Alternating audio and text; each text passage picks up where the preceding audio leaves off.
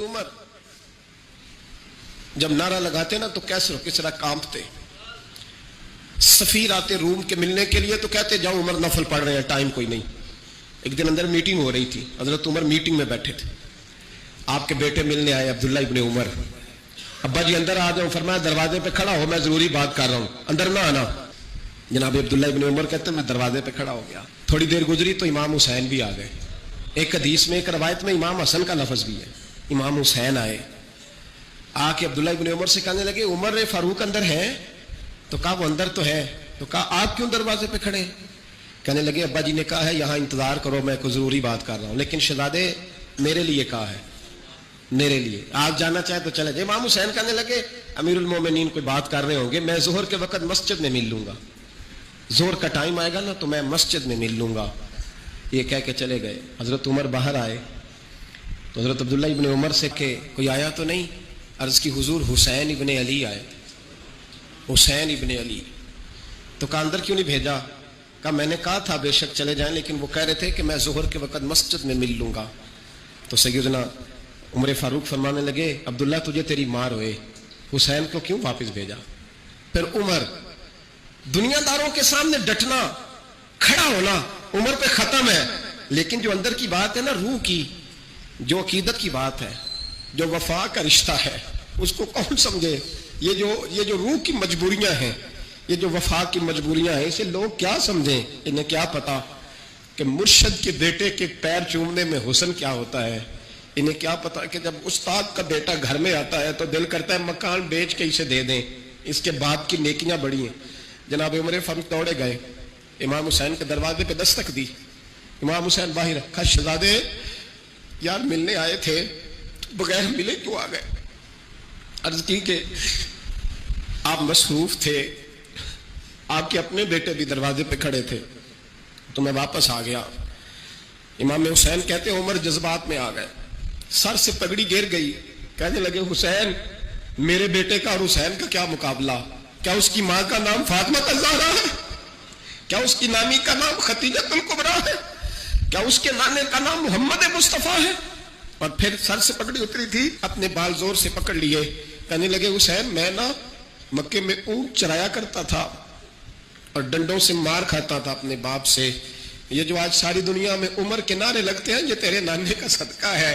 शहजादे मेरी वफा और मेरी वफा में जब तेरा दिल करे ना तोड़ के आ जाया कर। उमर तो लोग, एक दिन इमाम हुसैन ने आके ना जनाबे फारूक आजम से कहा, खुतबा दे रहे थे, बच्चों की कभी शुरू में पता नहीं क्या बात आई इमाम हुसैन के दिल में, कहने लगे उमर नीचे उतरो, ये मेरे नाना का मिंबर है।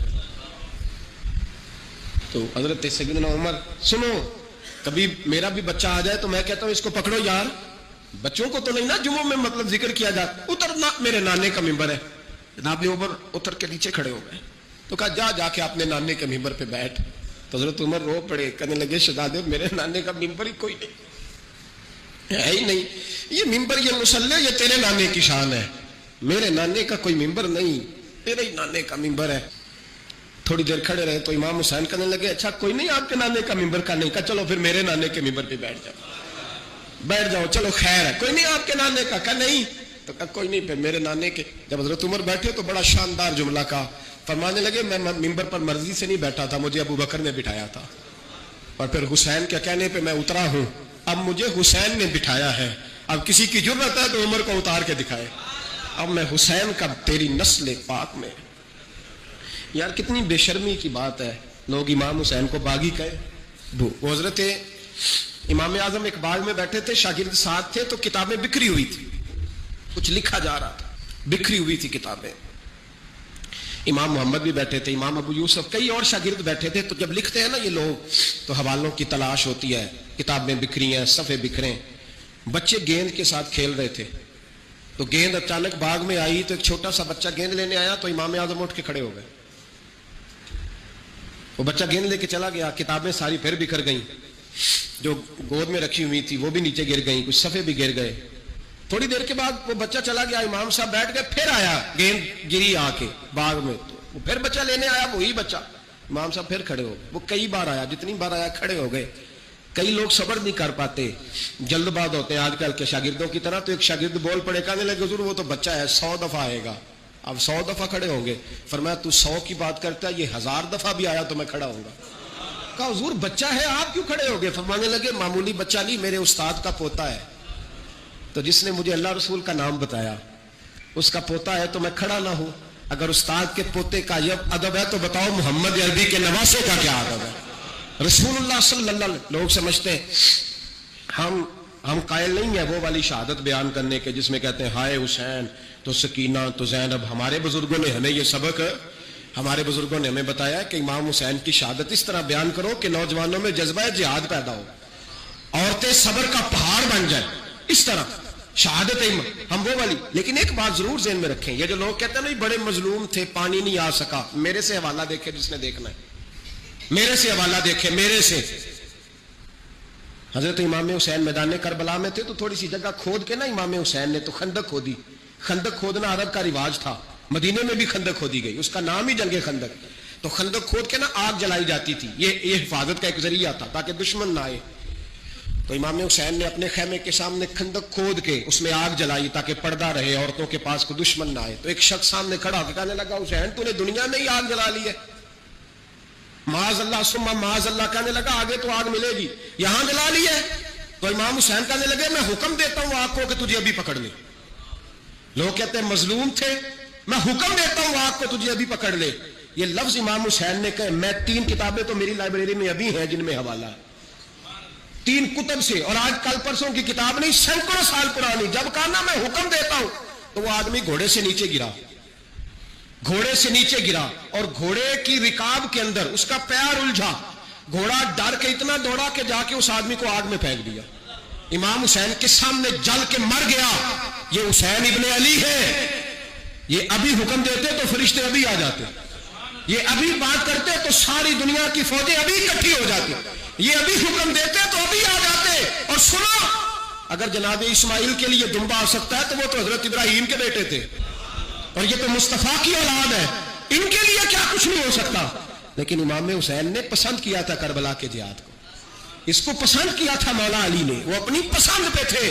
کوئی آدمی اس طرح نہ بیان کرے کہ بڑے مظلوم تھے تو بڑی مشکل میں تھے تو بڑا روتے تھے بڑے، اور کوئی شخص ایسی بات. یہاں تو تماشا لگ گیا ہے، تماشا لگ گیا ہے. ایک وہ ہے جو آج کل کہہ رہے ہیں بس جی وہ تو 2 شہزادوں کی جنگ تھی، انہیں بھی شرم نہیں آتی، اور ایک ممبروں پہ چڑھے ہوئے ہیں، چہرے پہ داڑھی کوئی نہیں، سر پہ ٹوپی کوئی نہیں، بازاری سا انداز ہے، کبھی دوڑ کے ادھر جاتے ہیں، کبھی بھاگتے ہیں، کبھی کہتے ہیں اونچا بولنا، پیروں پہ کھڑا ہونا. یہ لوگ بیان کریں گے امام حسین کی بات، یہ لوگ بیان کریں. بیویوں کے مصائب پڑھ رہا ہوں، وہ اور بیویاں ہوتی ہیں جو ہائے ہائے کرتی ہیں، باب اللہ کرتی ہیں. یہ میرے نبی کا خاندان ہے، یہ میرے نبی کا خاندان ہے، نبی کا خاندان. میں حوالہ دکھاؤں گا، مجھ سے سنو حوالہ. حضرت سیدہ زینب نے سارے جنازے دیکھے، بھتیجوں کو، بھانجوں کو، سب کو شہید ہوتے دیکھا. عورتیں ڈرتی میت کو ہاتھ نہیں لگاتی، چیختی ہیں بیویاں. لیکن حضرت جناب زینب نے پتہ کیا دیکھا تھا؟ وہ سننا ذرا. امام حسین کی لاش مبارک کربلا میں پڑی تھی اور امام حسین کا سر کاٹ کے نیزے پہ چڑھایا گیا تھا، اور وہ بیویوں کے سامنے خالی سر چڑھ رہا تھا، اور سینکڑوں میل کا سفر کر کے دمشق کے بازاروں سے گزرتا وہ سر گیا.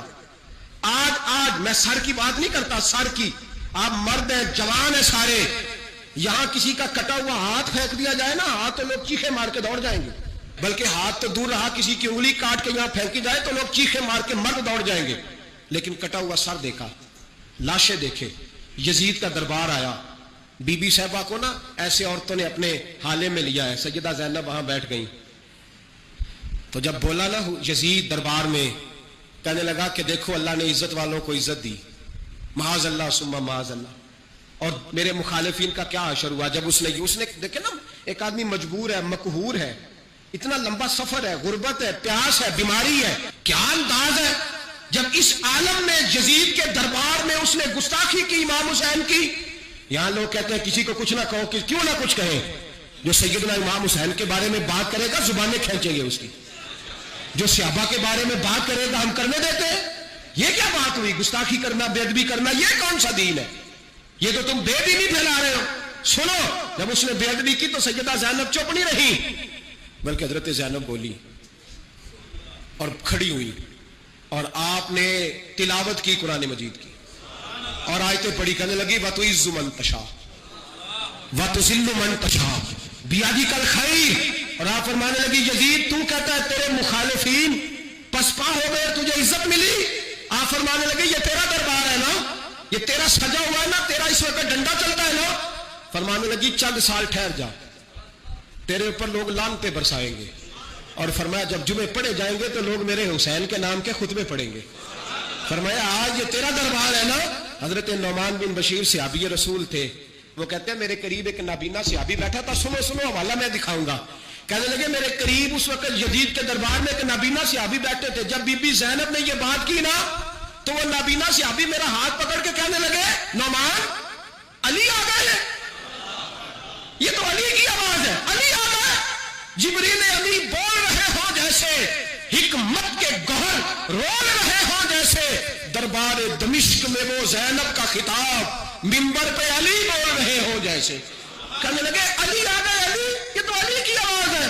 जनाब नौमान बिन बशीर कहने लगे नहीं, अली जब बोलते थे तो बड़ा रंग होता था, अभी तो ज़ैनब खोल के बोल ही नहीं रही, अभी तो ज़ैनब सताई हुई है, अभी तो ज़ैनब जख्म खा के आई है, अभी तो ज़ैनब प्यासी है। काश ज़ैनब तरो ताजा होती तो ज़ैनब खुतबा पढ़ती तो अली की तरह गरजदार आवाज निकलती। यजीद के महल कांपते, जिब्रील अमी बोल रहे हो जैसे, हिकमत के गोहर रोल रहे हो जैसे, दरबार दमिश्क में बीबी ज़ैनब का खिताब मिंबर पे अली बोल रहे हो जैसे। वो मिस्किनों की तरह मिन्नतें नहीं कर रहे थे, हाय पानी उनका मिजाज ही नहीं था, बल्कि वो दलेर लोग थे, दलेर, और बर मौका बर महल बोलते थे। यजीद आया दरबार में, जब ये सारा काफिला वहां पहुंचा तो यजीद दरबार में आया, और जब वो दरबार में आया तो बादशाहों का तरीका है, गाड़ियां, अब हमारे बादशाहों ने रूटर वाली गाड़ियां रखी हुई है, वो यूं यूं चलती हैं, शोर होता है पीछे। उस जमाने में कहा जाता था बा दब्बा मुलाजा होशियार, पीछे हट जाओ, नारे लगने लगे। तो यजीद का एक नाखलफ बेटा इमाम ज़ैनुल आबिदीन से कहने लगा तेरा बाप कहाँ है, देख ये मेरे बाप दादा के नारे, देख मेरे बाप के नारे, तेरे किधर है। अभी ये बात शुरू उसने की थी कि दमिश्क की जामे मस्जिद में जोर की अजान हो गई, और जब मुअज्जिन ने कहा ना अशहदु अन्ना मुहम्मदर रसूलुल्लाह, तो इमाम ज़ैनुल आबिदीन उसका हाथ पकड़ के कहने लगे ये मेरे नाना के नारे लग रहे हैं, अगर तेरा है तो बता, ये मेरे नाना के नारे हैं। और फरमाया तेरे बाप के 2-2.5 साल लगेंगे, मेरे नाने के कयामत के बाद भी लगेंगे, मेरे नाने के नारे कयामत के ये लगते रहेंगे, लग रहे हैं और लगते थे और लगते रहेंगे। मेरे भाई याद रखो, दलेरी हिम्मत, पहली बात इनसे प्यार करना है, दूसरा इनकी हिम्मत, इनका मकाम दलेरी करना है, इनका काम हिम्मत करना है, इनका काम डट जाना है, कमजोरी दिखाना अहले बैत का तरीका होती है। हजरत अब्बास के बाजुओं में दर्द होती, जनाब ज़ैनब फिर परेशान होती हैं कि हम तो इस बेहयाई के खिलाफ लड़े और उम्मत अभी ये गंद कर रही है। जो चौकों में खड़ा होता है ना, औरतों को ताड़ता है, वो यजीद के तरीके पे अमल करता है। ये दलाइल है, आप सोच ले, अंदाजा कर ले कि हमने किस जमात में खड़े होना है। इसलिए गंद सारा निकालें। इमाम हुसैन का एक पैगाम आज अपनाना बड़ा जरूरी है।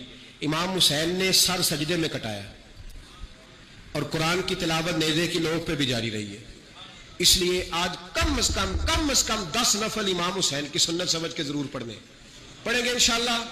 जिन्होंने रोजा रखा बड़ा अच्छा किया है, चलो जो नहीं रख सके फिर भी नफली है, कोई फर्क नहीं। कम से कम 3 दफा सूरत यासीन की तिलावत आज जरूरी है इमाम हुसैन के लिए, करेंगे इंशाअल्लाह ताला। अगर वो नेज़े